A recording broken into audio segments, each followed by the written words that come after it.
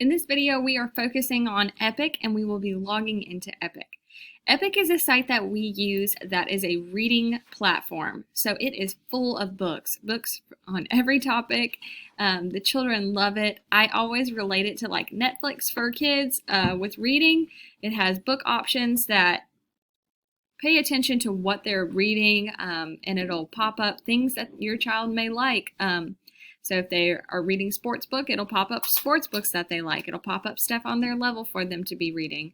It's a really great website. We use it often and I really love it. Okay, pay attention right here that it says class code. You might want to go ahead and copy this code. So right click, copy. You're going to use that in just a second.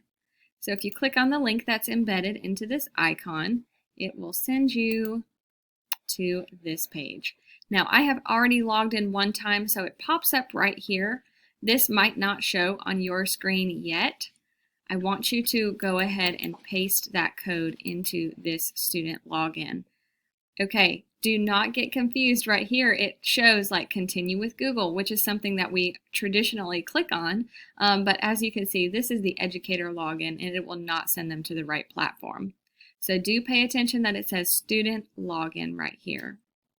Before I forget, I want you to see that this link is also in your Clever. If your child logs into Clever first thing in the morning, it is one of the links that they can click on and it will send them directly to that page. Same page. Okay, so once you have hit copy and paste, you can go ahead and hit go and it will send you into our class. Now, from here, you're going to have to help find your child's page. So look for your child's name and click on their icon. Now, out of respect, I'm not going to click on any one person's name, but I will say once you get in here, it will let you know if I have assigned a book, and I'll walk you through that next week when I do assign a book. But right now, just for today, I want you to go in and explore. It might ask you a question like, what kind of books do you like to read? What are some of your interests?